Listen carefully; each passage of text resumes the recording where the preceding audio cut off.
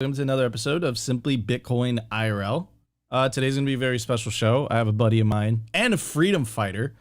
He was part of the Canadian Trucker Convey protest. This guy's already solidified himself in legends. He's been on Tucker. He's been on huge podcasts. I think I saw a video of you on Candace as well. And I'm very lucky to have him here today.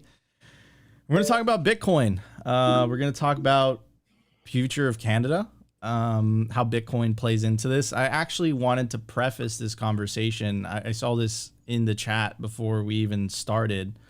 And the Bitcoin Rebbe, I'm sorry if I didn't pronounce that correctly. No, you did, Rebbe. He said, I think you talk about politics too much. It's not relevant anymore. I fundamentally disagree with you. I think that Bitcoin is about the separation of money and state, and the state is going to fight back. And if you are not aware or you're not in tune with what they're doing, then all of a sudden you're going to be completely caught off guard, and you're probably going to want to move to El Salvador. So I think that a lot of us want to stand and fight, of course, peacefully and, legally and colored within all the lines and stuff. And at least I'm trying to do that in the United States. And I know that BJ has a major role doing this in Canada. So welcome, BJ. Happy to have you. I think we've had you on the regular Simply Bitcoin show, but never on the IRL show. No, listen, I'm an OG Simply Bitcoiner, dude. I was here before you did the IRL show. Ooh. So it's good to see you, brother. Good to see you too, man. So a lot has happened, man, since the original protests. Can you tell us a little bit about what's going on in Canada? What has been the backlash? Has things changed? And of course, I think I know the answer to this question. Have they doubled down, or are they started to concede some things? Well, let's start with the general tenor and the mood and the shift in Canada. The fact that the normies are starting slowly to wake up, finally. So much so that there's this wonderful book that was written by another Canadian, a children's book that I recommend for Christmas, How the Prime Minister Stole Freedom.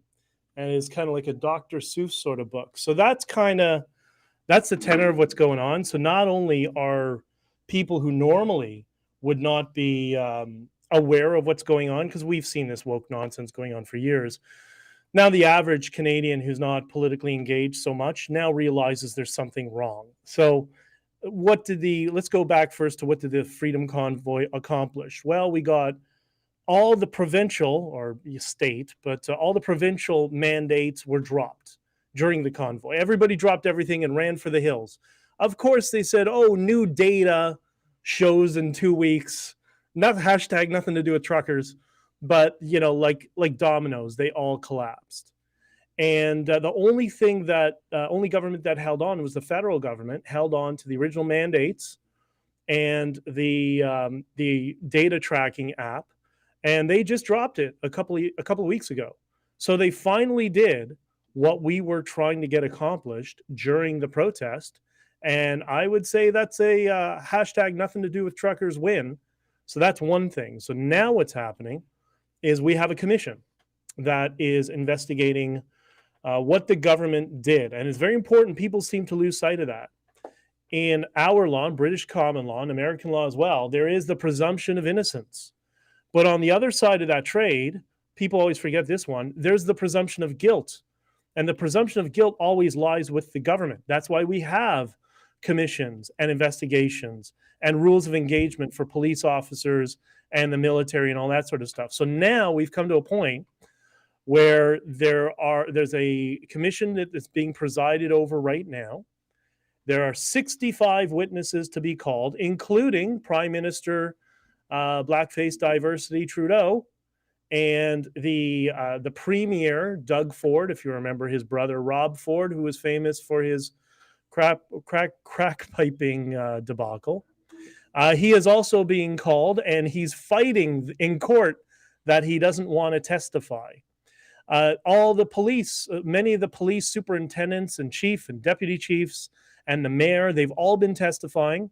They've all been throwing each other under the bus. And the police chief yesterday doubled down on postmodernist, subjectivist worldviews, that he claimed there was massive violence in Ottawa during the protest. And when it was pointed out to them that there were only 5 incidences of violence in the entire city for 2 months, he said, well, that's criminal code violence.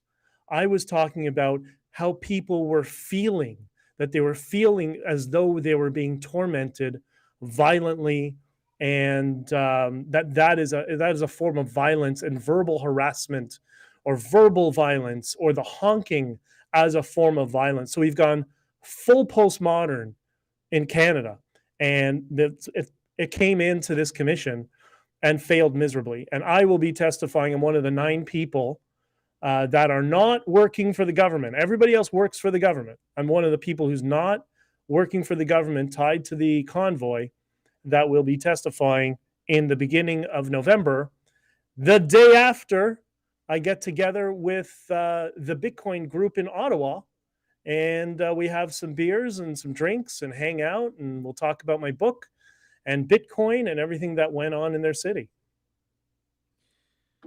Sorry, the chat's getting a little crazy. Uh-oh.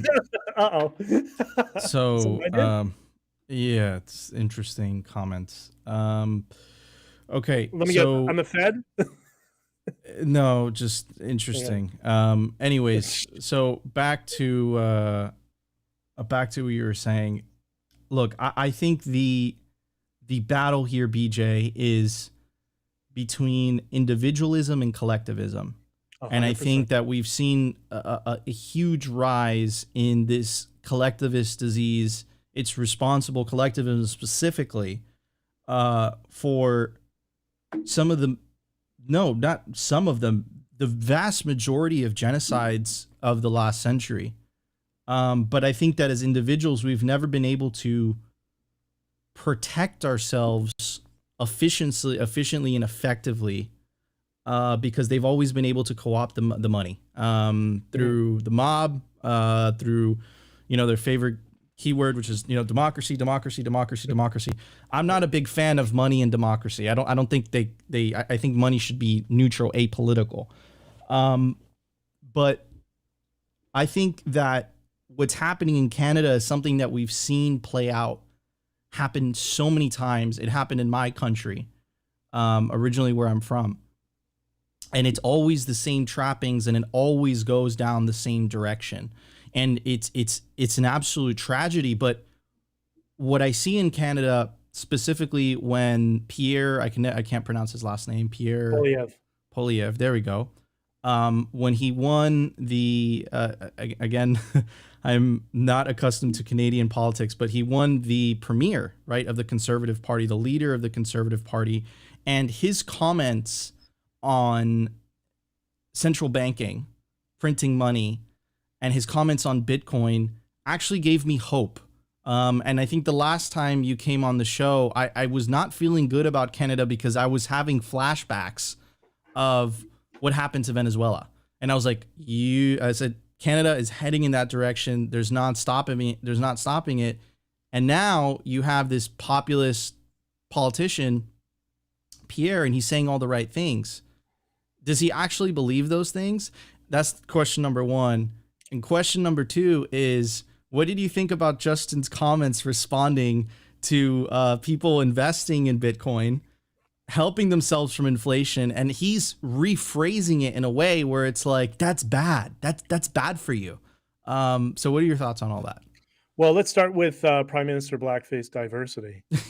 I did a couple of radio shows discussing him, and because I was asked specifically about that, and it was very funny to see that he even weighed in on Bitcoin was absolutely hysterical. But this is also a politician who said the budget will balance itself.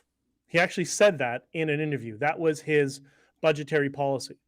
And he also was asked about fiscal policy in the past, 4 months. And he said, I don't spend any time thinking about fiscal or monetary policy. So all of a sudden, he's starting to think about it. I mean, listen, he's an airhead and a mascot. They just roll him out, much like they roll out, Dementia Joe, because they're not actually engaged. They're not the decision makers. We're living in an era unprecedented where our leaders are mascots, and the bureaucracy behind them is what's running things. That's the first thing. Okay, back to Pierre, because I get asked this a lot. I've met him a couple of times. He's amazing at giving political speeches or just inspiring speeches. He's very gifted in that. But I'm starting to warn people in Bitcoin, because I know that party inside and out, and I know how they operate. If he is not saying Bitcoin regularly, then he's not going to do anything. So it's on us in the Bitcoin community in Canada to put additional pressure on him for him to talk about it, because you know what they do? Because I've been involved in some of this stuff before. The tactic is to tell people, if we don't want to discuss an issue, just say we'll deal with it after we get elected. And that's code for we're not going to touch it, because after they get elected, then they say, oh, well, it wasn't part of our campaign promise, so we didn't make any promises, and we can't be held to account for that. And I've noticed during the leadership race, or our equivalent of a primary, when he became leader of the Conservative Party, because we both know some of the people that were helping behind the scenes. You may not know, but we know some of these people, and we're getting him up to speed. And he's an economics guy, so he gets it, he understands it. But it's never the leader that's a problem. It's different than in the US system. It's the party around him is the problem. So yes, he was very open and vocal and took a risk on Bitcoin, and he got the leadership. I haven't heard him say Bitcoin one time since he became leader of the Conservative Party. And that's a problem, because people we know that are new to this party, that know nothing about this party, don't understand. If he's not saying it regularly, if you don't see Pierre Poilievre's Twitter account put out hashtag Bitcoin, he's not going to do anything. And the Conservatives get really upset when I say this, but I don't really care. I care about honesty, and I care about Bitcoin. And we all need to know now is the time to put pressure on him to start being more vocal about it. Yeah, and I think that's a really good point. And I think that you're starting to see something very similar in the United States. You're starting to see candidates kind of co-opt or use the Bitcoin brand, crypto brand to get a lot of. I don't know what crypto is. I haven't even talked about. That's what I'm saying, though. But they're co-opting it, and they're using it to, garner votes, because they know that specifically the younger generation, a huge percentage of them are holding these things, right? But I think you said something earlier that I wanted to touch on, right? And it's this idea of this unelected bureaucracy. Some people call it the deep state. I call it the administrative state, because it's right up in your face. They don't even hide it anymore. Yep. And it's this idea where it's not an idea, where it's this system where there's this unelected bureaucracy with whatever party wins. It does not matter. It stays there, and it's there for life. And I think that fiat, specifically the government's ability to have this monopoly on the creation of money, has completely funded this beast, and it just keeps on getting bigger and bigger and bigger and bigger and bigger. And now what I believe what this fourth turning is all about is it's starting to consume itself. It's reached such a size that it's starting to work against the interest of the people that it's supposed to govern. Do you think that, and to tie this in with what you were saying about Pierre, do you think that he will actually effectuate change? Because the only way that I think we end this thing, where there's an actual change that happens, is the ending of central banking altogether. The taking away the ability of the administrative state, or the bureaucracy, or whatever you want to call it, to pay itself by printing money, therefore redistributing wealth from the have-nots and the middle class, stealing from them through currency debasement, and giving it to themselves. And sometimes they use it to fund wars. Sometimes they use it to fund social programs you might not agree with. Or my favorite, sometimes they use it to buy votes, right? So where's your head on that? Because I know that you're very involved in the political process. Well, the first thing is with the the Ottawa protest. One of the reasons they reacted so negatively is because those are the people who live in Ottawa. That's the capital city. They all work for the government, right? So they're living off of this fiat system, and I guess it's no coincidence that when they saw Bitcoin and Caribou and everything that we were doing, that was some red flags for them. In terms of this whole the bureaucracy that runs itself and the deep state, you don't know how correct you are, and I'm going to give you one very specific example of that. So, the last time the Conservatives were in power, we had a minister of immigration who I've met, and I met a number of times. He was friends with a friend of mine. And if you remember, during the Syrian war, there was that picture all over of that kid who died and his body on the beach. And he was the immigration minister at the time. He was being blamed because the family was supposed to come to Canada, whatever the case. Okay, fine. So I remember having a conversation with him and then saying, I don't understand something. You have certain immigration policies that you want. Why don't you ever do what you promised to do in your campaign? And he looked at me and said, you don't think I tried? You don't think I tried every day sending a letter to the heads of the ministry that I was in charge of, telling them, this is the policy you're to enforce it now. And so when they did, they just ignored me. They're just buying time until the next election, and they'll get the Liberals in power and just continue proceeding with the same policy that I'm trying to block them from doing. So you are very, very correct. And I'm hoping with this commission that's going on in Canada, and people are seeing the bureaucracy eating itself, that they're all throwing each other under the bus because all the police agencies and the city and the federal government, they had one policy it can be summed up in one phrase. They're all being dishonest because they're not telling the truth, which is this one phrase, not my problem. That's what they were all doing. Not my problem. That's why nobody was talking to us, because not my problem. That's the police. No, that's the city. No, it's the federal government. No, send it to the PLT. No, the PLT from the RCMP. They do nothing. They suck on the rest of us who contribute and pat themselves on the back as the quote unquote the elite class. And I think what we're seeing is the government, in the case of Canada, could be cut easily by 80%. And I grew up with somebody who worked in the government, and I have some friends in the government. I hear all these stories about how it just operates itself, and it's a scourge on the rest of society. No, and I agree. It's this and I actually do blame the money printer. I blame fiat.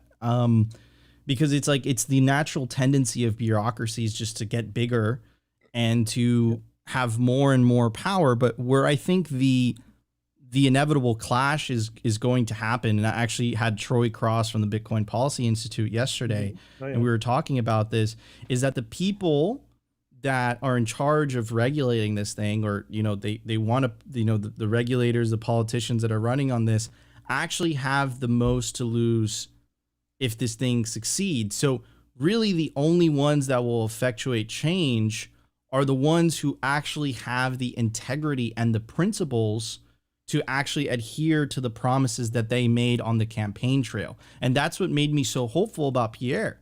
But now I'm kind of bummed out a little bit that I'm not Canadian, but it seems like, he said all the talking points. He said all the right things. He got, he became the lead of the Conservative Party in Canada. And now it's like, all right, guys, thank you so much. It's like, it's history repeating itself. Is the system so beyond repair that it's just time to, you guys do that. I'm going to opt out. I'm going to go into Bitcoin, maybe move to El Salvador. What are your thoughts? I don't know that it's such dire straits just yet. I mean, right now, Canada has Hugo Chavez in power, and he's got to go. So even if the Conservatives are not quite as good as we wanted to them, we always joke that the Conservatives do what the progressives do at the speed limit. But at least if we can slow things down, that's the first step.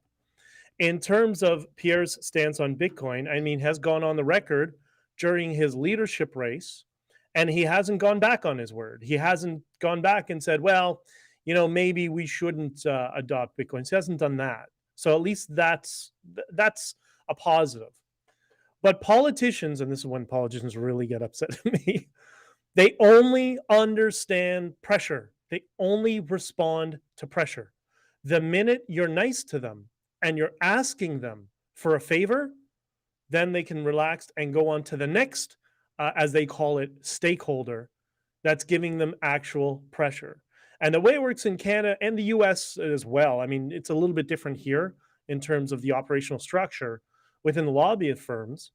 But you get a lobby firm, you hire them. And I already had done some reaching out to a couple of firms about lobbying for Bitcoin. I already got a price estimate, what it's going to cost. It's going to cost between $20,000 and $40,000 a month for a lobby firm to get on the Bitcoin train. They were interested. They were actually interested in the Bitcoin file and start lobbying politicians on the district, as we call it, or the riding level, as well as the backbenchers and the leadership in the party to lobby Bitcoin. That's how it operates. Unfortunately, what the plebs like you and I and the voters want, that is secondary. The primary is the lobby structure. And right now, Bitcoin is not participating in terms of the lobby structure, at least that I know of, beyond, advising and giving advice and knowing, the leadership and a few MPs. But it's the money from lobbyists that really make the difference. And that's what the Bitcoin community needs to do. It needs to build a lobby firm that understands how this process works. And somebody who knows about this, for example, is Jane Addams, who, Jane is still a hardcore Bitcoiner, and she didn't get her equivalent of the nomination, but she's involved in policy. She knows how the structure works. More and more people like that, who are political nerds like her, I'm not, but she is, more and more people like her need to get around the lobbying efforts to get Bitcoin not only on the radar, but an integral part of policy conversations. Yes, and I fundamentally agree with that. And that's a slow realization that I've come to over really the last 2 years. And it's interesting because you kind of see that with not crypto podcasts, not shitcoin podcasts, but specifically Bitcoin podcasts. What tends to happen is that they start as technology podcasts and then they slowly evolve into this macroeconomic type of situation. And then you're starting to realize, like, why does that happen? Why does that natural tendency happen? Well, because you're competing for all the marbles.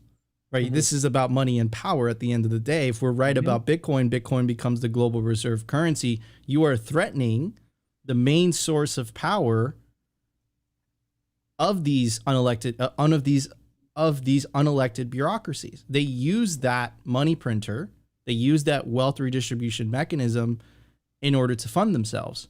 And I completely fundamentally agree with you that there needs to be a grassroots movement, not only in Canada, in the United States, right? For people to rise up and make a lot of these bureaucrats answer very basic questions. Why am I being forced to use a money that is designed to lose value? And why is the US Treasury getting to dictate who am I allowed to transact with and who I am not allowed to transact with? They're not elected, they're appointed. What's going on there? If these questions don't reach the mainstream consciousness, people like Trudeau and people in those bureaucracies are going to continue doing what they've always done. There is no change here unless it's pushed forward. And the only reason El Salvador went down that route was because they're not in charge of their own monetary policy, because they use the US dollar. They're dollarized, So they had every incentive to choose something like Bitcoin, right? So unless we all want to move to El Salvador, which is, I keep saying this. I hear it's beautiful. It is, and I speak Spanish, and it's great, whatever. But I guess we're all moving there. Let's do it. There needs to be an awakening. These ideas that we're talking about, that BJ, you woke up to because of what you experienced during the truckers protest. It needs to reach the mainstream consciousness because that's the only way that it will actually effectuate political change in the United States. As long as central banking exists, as long as the Federal Reserve exists, I fundamentally believe that the citizens of that country that have that central bank will always be enslaved to that deep state, to that bureaucratic state, to the administrative state, because they have an unlimited money printer, man. You know? So this is my thoughts on that. Well, in the case of the United States, you guys are far more fortunate because, I mean, normally in the past, we wouldn't have liked these things. But now that we want to affect change and have policy ideas, I don't understand why the Bitcoin community in the United States hasn't pushed for a PAC or a super PAC, political action community. We don't have those in Canada, but you do have them in the United States. And if you set up a PAC or a super PAC, if it got enough money, that is there just to lobby and advocate for policy directly with state and local representatives. That's how you do it. And you just you pay for advertising for people who are pro Bitcoin, and you support them. And that infrastructure is there for you guys in the United States. I don't understand why. Maybe there's not enough people in Bitcoin yet, or just I mean, we know it's very libertarian, very anti-government. So a lot of those people just don't want to get involved in politics and government. And I agree, because politics sucks. But it's important right now, especially, look, from your family's background. I know from my family's background in Europe in the 1930s, the few that survived. And we keep heading down that path, and we got to cut them off. And the way to cut them off is you separate the money from the state. We've separated religion from state in the late 1400s. It's time to do it with our money and our fiscal policy.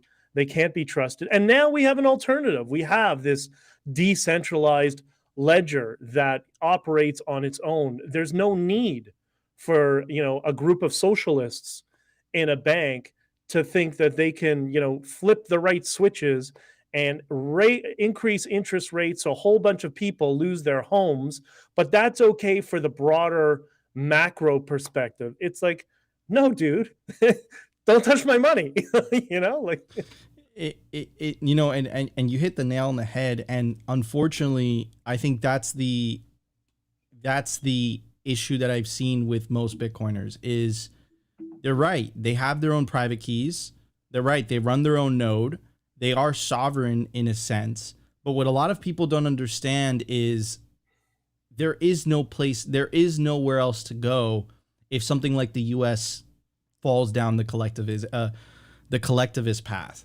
And BJ, you've been paying attention to politics over the last 2 years. We were very freaking close, specifically in the United States. They almost federalized the elections. They're 1 or 2 votes away from that, right? So it was heading down that route, and it's so fragile. And I do agree with the theory from the sovereign individual that I think over time, Bitcoin will take away the importance of politics. But I think that politics right now, specifically during the transition period, they can make your life a living hell, or they can make this transition 100 times easier for you.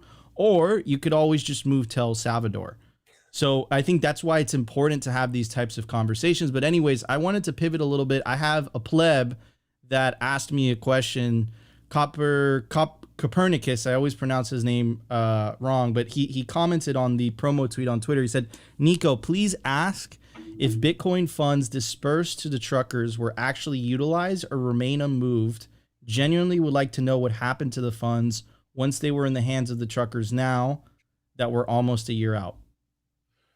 You know what? I have no idea. I haven't checked. I don't know. I know a number of the addresses are in this class action lawsuit, which I have to explain shortly. I mean, you talk about, pushback. We have now, it's swelled to a $458 million lawsuit against all of us who participated in the Trucker Convoy, or at least the leadership. And that is a lawfare lawsuit issued by political parties.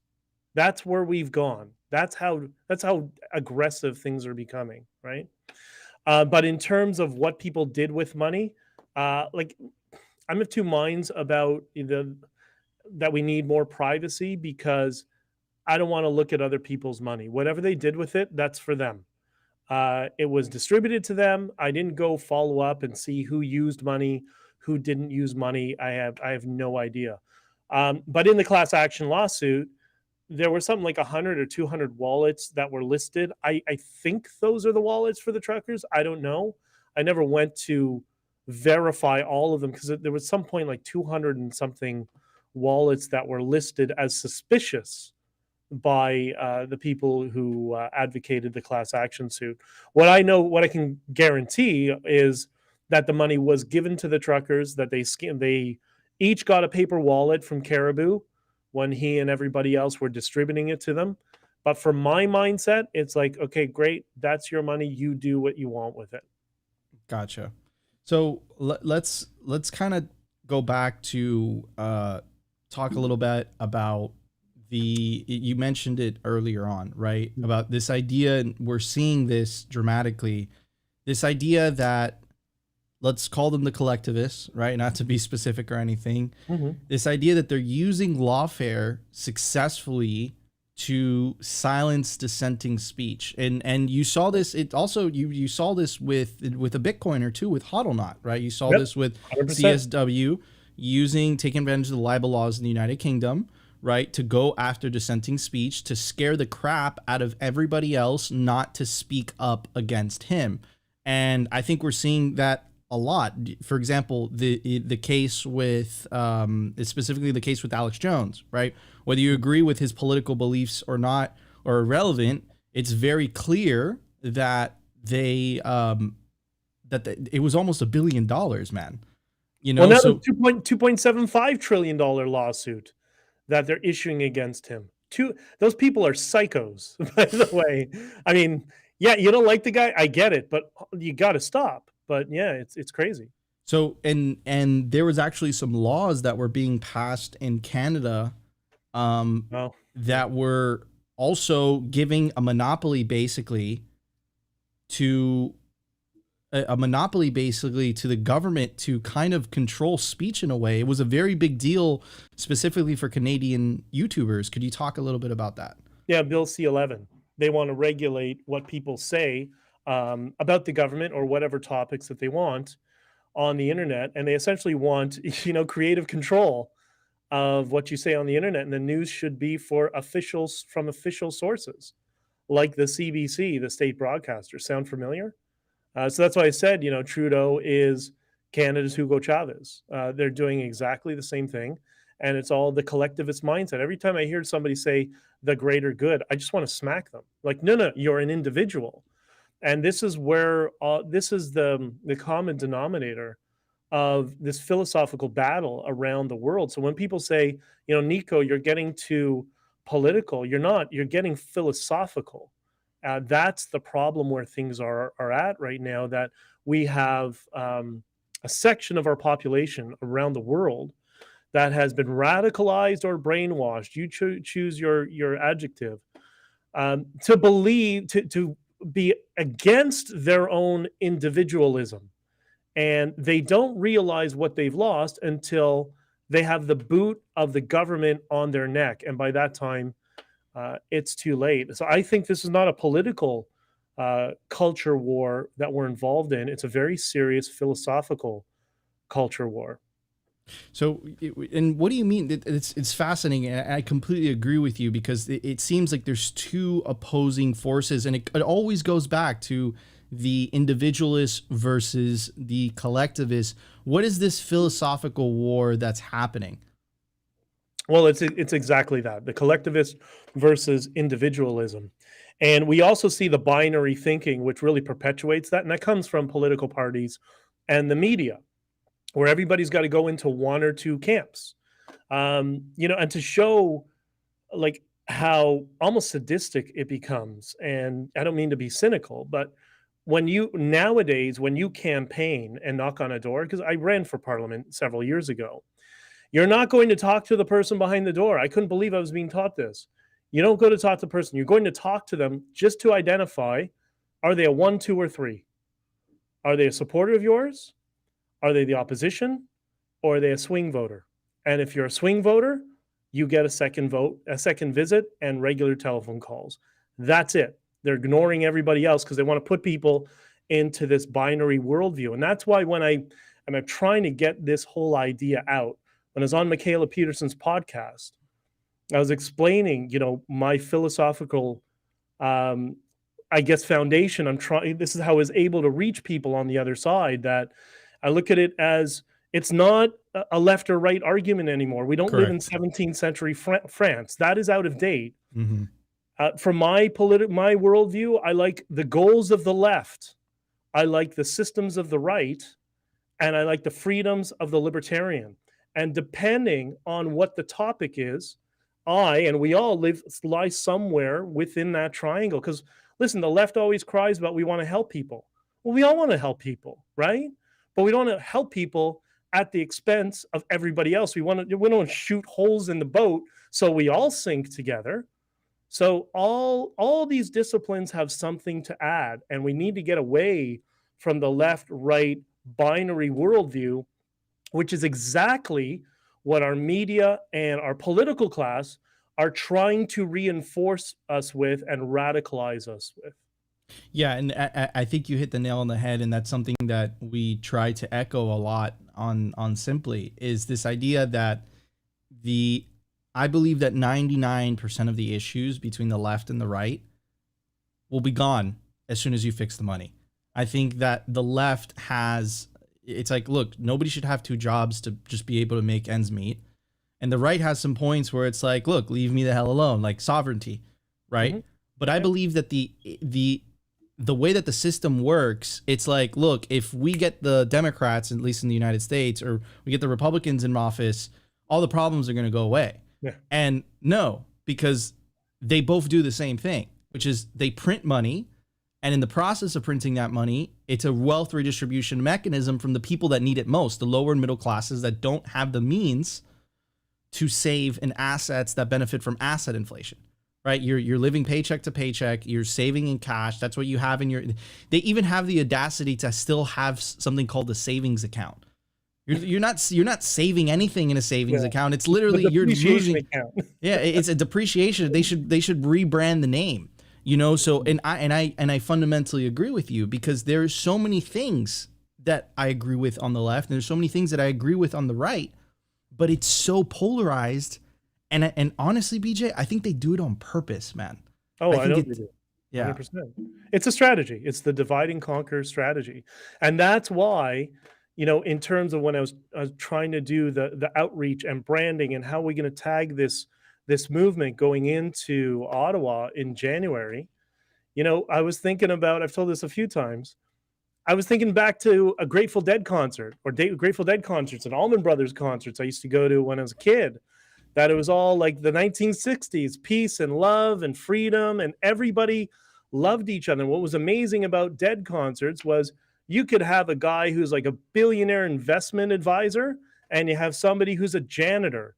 But when you went there, they all agreed at least on the idea of respecting and loving one another. And that's why the Freedom Convoy became peace, love, unity, and freedom. Those were the fundamental 4 pillars of the Freedom Convoy. You know what happens when you did that? I had people that were like insane lefties, man, coming into Twitter spaces, talking to me and saying, yeah, we disagree on a lot of stuff, but we need to start to respect each other and love each other again.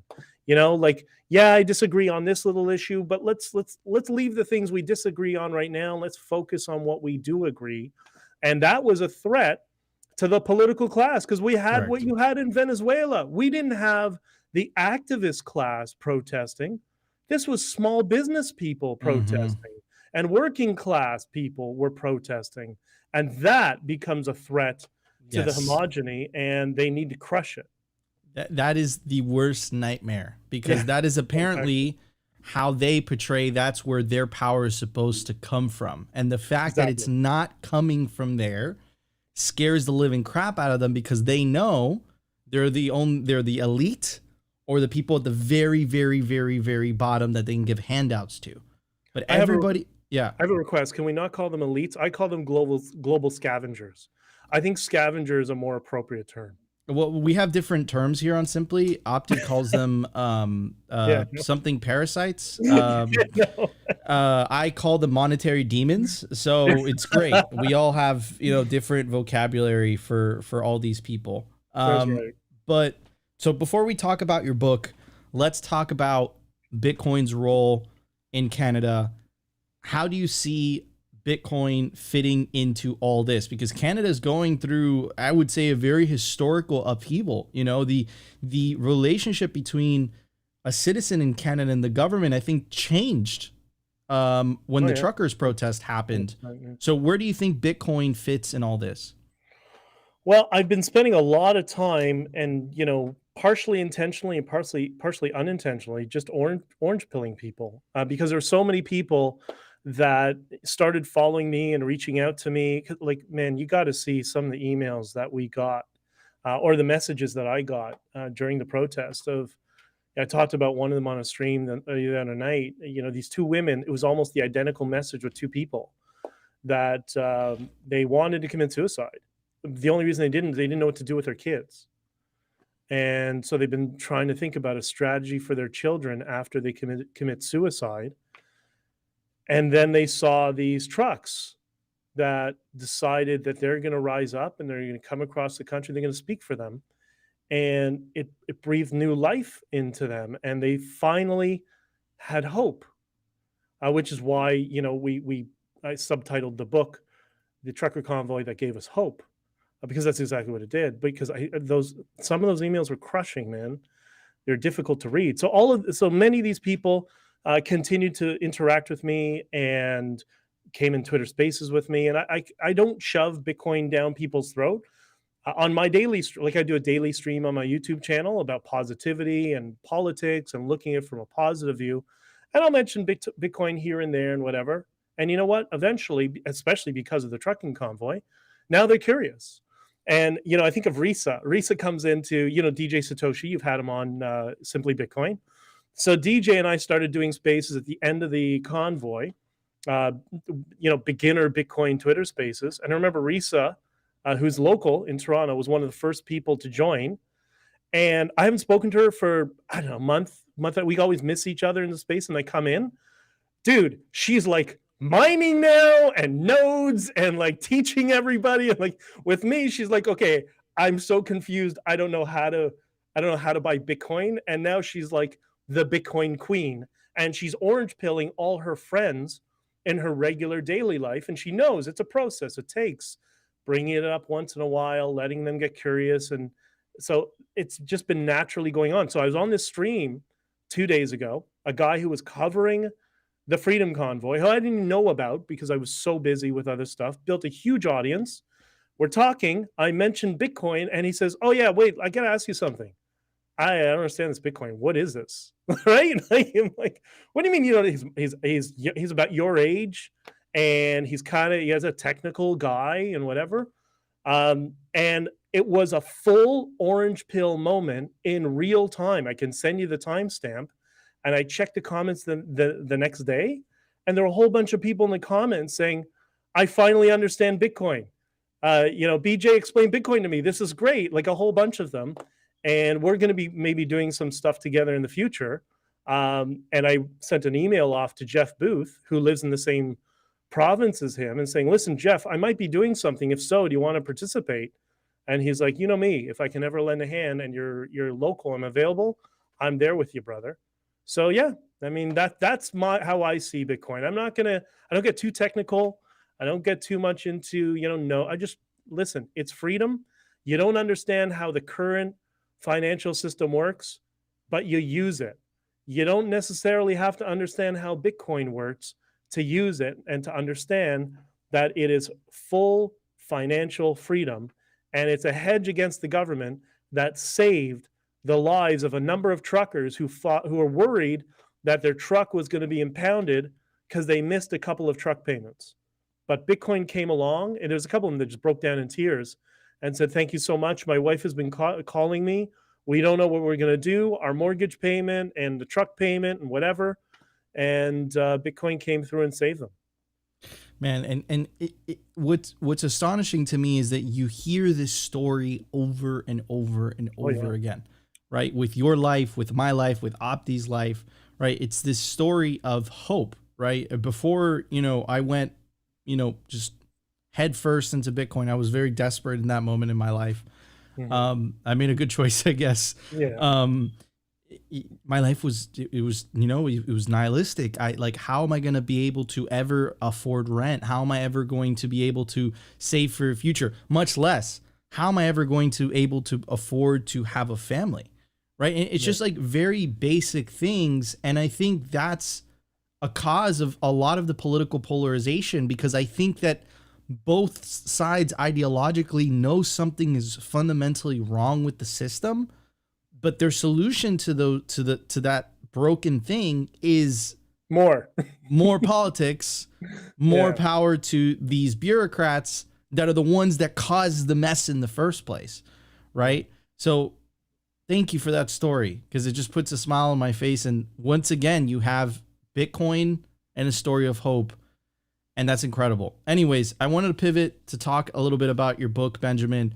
Why did you write it, and what's it about? So it's a story about the entire experience of the Freedom Convoy. And I wanted two things from it. Well, I wanted a number of things from it, but one of them, I wanted it to be a positive story.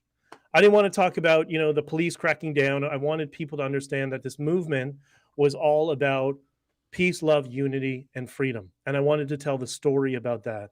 I wanted it to be for people who supported the Freedom Convoy, but needed a lot of unanswered questions and context to what was going on behind the background.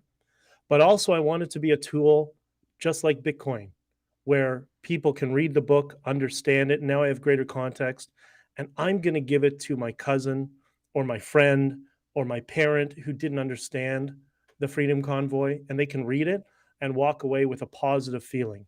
So it's not a chronological, order series of dates. It's an adventure story, because what we were dealing with was crazy. For example, and there's stories beyond just me. There's a chapter on this YouTube streamer who started during the convoy from the back of a truck in a shed, and ended up that the police came in with full automatic weapons, like full rifles, and pulled guns on him during his stream. And the only news agency in the world who believed him, and he sent them pictures, was the New York Times.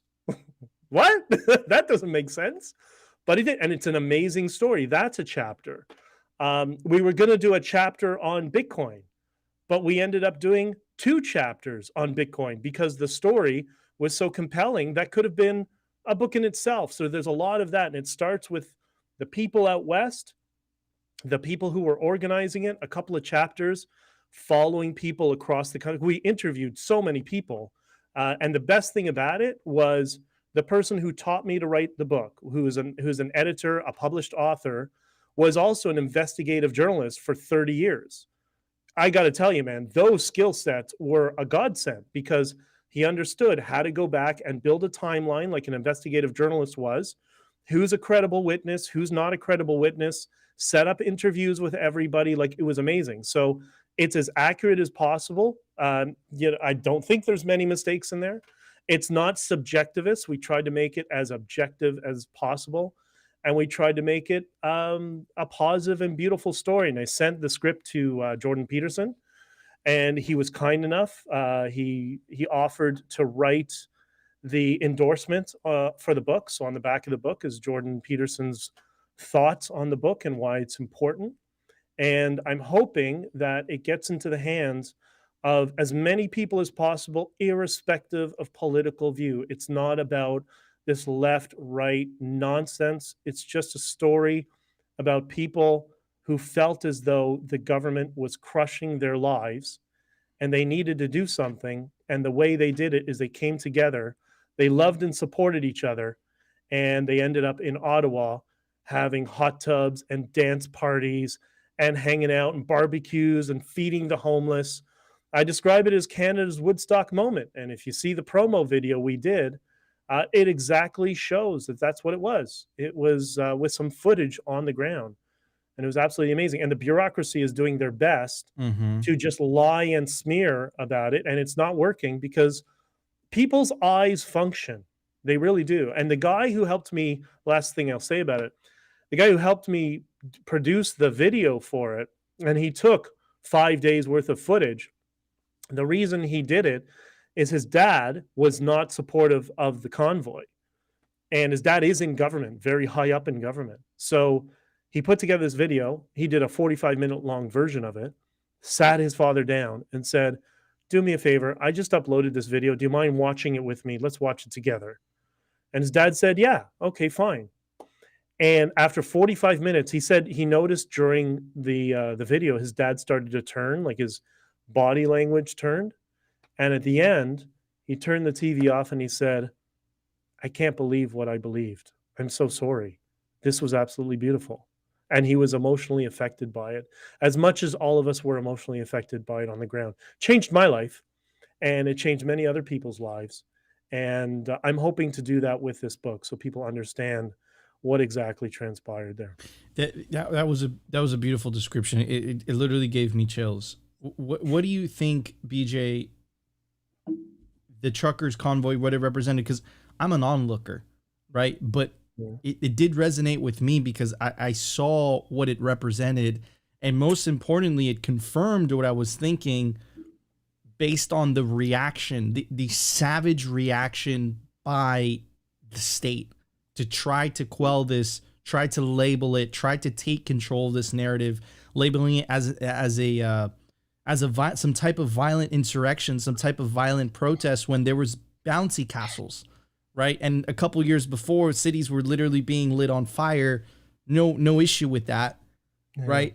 But with this, what it represented, it was so scary to the state. Now, question to you, BJ, in Canada's history, what do you think the trucker, do you think it represented, do you think this is a pivotal moment? Do you think things change going forward? Or is this just a sign of where things are going? No, I think it's dramatically changed Canada for the better. And I think around the world. I mean, look at Justin, Prime Minister Blackface Diversity Trudeau, as I like to call him. He was, revered all over the world because he looked good on camera. He looked like a young leader, but we all knew what he was. Some people accepted it, some people didn't. And when I was on Simply Bitcoin with you, remember, after that, I went to Colombia, and my friends in Colombia call him, what do they call him? Cara Negra Ferelito is how they describe him. Right? He's a joke all over the world, and he has now become a lame duck prime minister. Even amongst people in his own party. I've had former cabinet members in the Liberal Party, because they know I'm not I'm pretty open-minded. I have a lot of liberal friends as well, which is maybe why I'm good at communicating with them as well as to conservatives, and who reached out to me and said, yeah, we need to move on beyond this guy. We were trying to get rid of him during the convoy. We were forming a caucus within the party, and he called in the martial law before we were able to get rid of him. So yeah, it fundamentally changed. It got rid of all these mask mandates and provincial passports and all that sort of stuff. And the if you want to call it the deep state or the bureaucracy, learned that hey, guess what? Guess what? We're not actually in charge. We are public servants, which is exactly what I'm going to call them every time I refer to them in my testimony. So I think it completely changed the landscape in Canada. And for me, one of the best things is, I keep telling people this, and I think we discussed this when I first met you in Miami. I think this moment is going to be a pivotal moment, not only in Canadian history, but in Bitcoin history. I think right now, when you're living it, you think, yeah, it's significant, but how big of a deal is it? I'm hoping, and this is why this was so important for the book, the Bitcoin story, is that 20 years from now, people will look back at the Canadian convoy, which also spawned 30 convoys around the world, including 20,000 truckers in France that descended on the Arc de Triomphe from all over the country.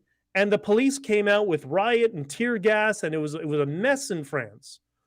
And this was the moment that Bitcoin lived up to that hyperbole that everybody said, oh, well, the government's never going to really, seize your bank accounts if you haven't done anything illegal.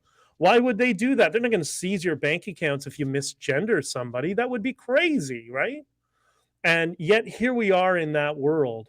And Bitcoin proved beyond all its expectations. And it's done it before in authoritarian regimes. But what made this unique was this was the Western world that decided it is going to strip people of their individual rights and property rights by seizing their property and locking them out of their bank accounts just because a couple of thousand trucks were parked illegally in a city. That's what we did. They parked illegally. If it's a protest, maybe it's illegal. We parked without a permit, and they brought in martial law. But Bitcoin was there to save some of those truckers from losing everything they had. And I think in 20 years from now, that's going to be the first thing that will be in the Bitcoin Museum, wherever that is. And I fundamentally agree with that. I never forget it because we're slaves to the news cycle here. It's simply to do a good job for you guys. I never forget the lady, the blonde lady, that she was something part of the finance, and the look on her face when she could not admit that she could not freeze those Bitcoin. They postured like they could. They postured. No. We are in control here. I'm the captain now. And then all of us on Bitcoin Twitter were just like, holy crap, they can't do anything. They're powerless here. And then they started, you remember that? They started threatening the Kraken CEO. They started threatening the Coinbase CEO, Brian Armstrong, because they were like, listen, guys, we can't protect you, but you could take self-custody. And then the Canadian government's like, how dare you tell people to take control of their money so that we can't take it away from them? Remember Nunchuck's response to the Ontario Superior Court? Oh, man, that was amazing. That was brilliant. But you know what's funny? Just a little tidbit. That woman, Krista Friedland, who has no finance background, but is our finance minister and deputy leader, which doesn't happen unless you have a dictatorship, also famed for writing George Soros's biography. Like, see? Yeah. She's part of the WF, and she wrote his biography. She's a Soros disciple. I swear to God, like, I'm not kidding. You think reality is stranger than fiction? It's like, crazy. You think, oh man. I was thinking about going in to do my testimony in the commission, wearing big prosthetic boobs and a blonde wig. Right? I thought that would be seeing. You haven't seen that whole thing that went on in Canada? Okay, hold on. I'm still stuck up on this. She wrote the biography for Soros, and that was the lady freezing people's bank account. Yeah. What? Yeah. That's crazy. Yeah, man. Oh my God. Yeah. So she bought into that whole, Well, maybe she likes Ethereum.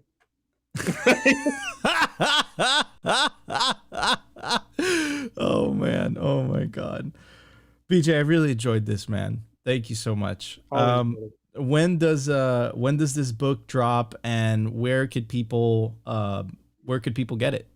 Okay, so you go to honkingforfreedom.com, and you can do pre-orders. I think we have two of the platforms already up, Amazon and Kobo. I understand Amazon. We're also going to have Etsy and ebook it, so you'll be able to pre-order now, and it's finally going to release on November 11th. That's it, honkingforfreedom.com. On November 11th, which is very significant in Canadian history, and in the Commonwealth, that's Remembrance Day. Because I think some people in our political class need to be reminded why people were killed and maimed in this country's history. And it's not so a bunch of politicians can play footsies with lobbyists and central bankers. That's not what they put their life on the line for. So honkingforfreedom.com, and we're doing some events already. We're gonna have a book launch. We now have, I think, 4 cities. I'm gonna be at the Bitcoin, in addition to that, Bitcoin Massachusetts and Boston on November 17th. So if you're in Mass, you want to come hang out. And then I'm doing daily live streams, or almost daily live streams when I'm not in the truck, honkingforfreedom.locals.com or youtube.com/BJD online, my initials. And then, DJ Satoshi wasn't here. I think he's still in the comments. I go to his spaces all the time. I try to get into Bitcoin Cafe all the time. And you guys, I try to participate when you're around, when I'm in the truck, because I want to give as much support to you as I possibly can. And maybe we should do an event together. Like, dude, Miami's my favorite city in the world. So if we, when I come down there, because there's some people at a place called Mar-a-Lago who want to meet me again. I may be doing something with them there. And if so, maybe we should do something in Miami, because I just want to meet all these people, in Bitcoin, and all these people who supported us and showed nothing but love for the Canadian truckers. And I want to thank them in person. That's important to me. Yeah, there's you'll find a tremendous amount of solidarity, specifically in Miami, because the city is filled of Cubans and Venezuelans, and every Uber wanted to take a picture with me when I was there. It was crazy. Yeah, we know, we've seen collectivism firsthand. You know what's at stake more than anybody, and we see the signs, and they're always the same. And it's a slow creep, and a lot of people believe in the U.S. Unfortunately, can never happen here. And I think history will show Canada. I think this is a global phenomenon. What you were talking about earlier, BJ, that these times we were very, very close to it. But I think there's a happy ending at the end. So I'm 100%. Looking forward to that. Corey says it best, right? The bright orange future. I think Bitcoin will facilitate that. So anyways, there's not a golden age in our future. It's an orange age in our future. It's an orange age. Gold is a shit coin. We don't need gold anymore. So the Enlightenment 2.0 is orange. It's orange. I'm down with that, man. It's orange. I'm going to tell you guys, physical gold I'm a fan of because I could hold it and it's nice. But how are you going to store you can't transport that easily. Yeah, when you want to get out of the country, Hugo Chavez is looking for your gold. Like, you couldn't even ship a cell phone into most Latin American countries because they get stolen, right? Like, exactly. Westerners don't understand how bad customs are in many countries around the world. Are you going to ship gold out? Are they crazy? They'll take it right away. You can't memorize 12 words in your mind and store some gold, and that's the that's the fundamental weakness. That's the point there. But BJ, like I said, this was a pleasure. Guys, check out his book, honkingforfreedom.com. How would you describe it real quick? Like, if you were to describe the book, what would you say? Honestly, it's a true life, real life adventure story, but it's positive and it's loving. And there's some bumps in the road, there's no question, but it's going to leave you with a sense, I think, of pride and that things are going to get better. Because I think we've hit the peak of maximum stupidity, and this is a generational change. This is not going to happen tomorrow. And back to the politicians, when you're asking me, one politician is not going to change this. The change is going to happen over decades. But I think we've hit peak stupidity, and now we're going to be recovering slowly over time.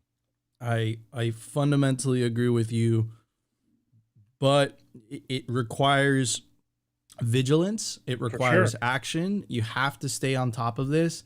And unfortunately, you have to get involved somehow, and again, like, this is a weird information war.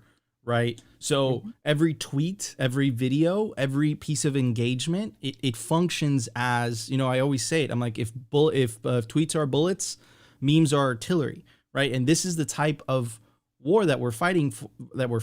And it's basically narrative trench warfare, winning over hearts and minds and telling them, hey, man, it's freedom.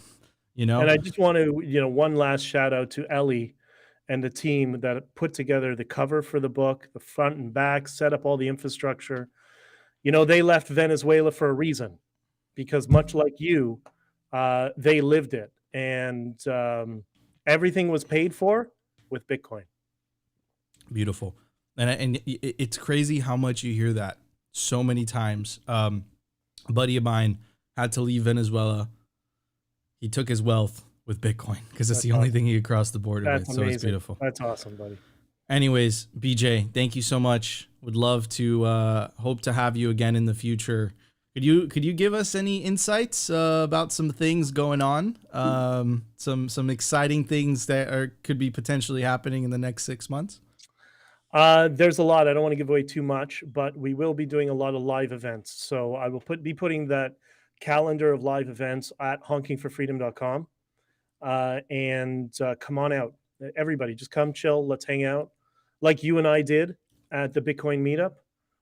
We all got to start doing that. And the other thing is we got to get away from exclusively being over camera over the internet. We got to breathe the same air from time to time when we can, and make this all peaceful and loving, and all of us coming together, not as a collective, but as individuals. Correct. But that have common underlying values around love and freedom. Absolutely. And I think you hit the nail on the head, and I saw it in the chat too. Throw away the left and the right tropes. It's about individualism versus collectivism. That's what it's always been about. Anyways, BJ, All right, I appreciate it. I'm going to put you backstage and roll it out. Let's do it. all right, brother.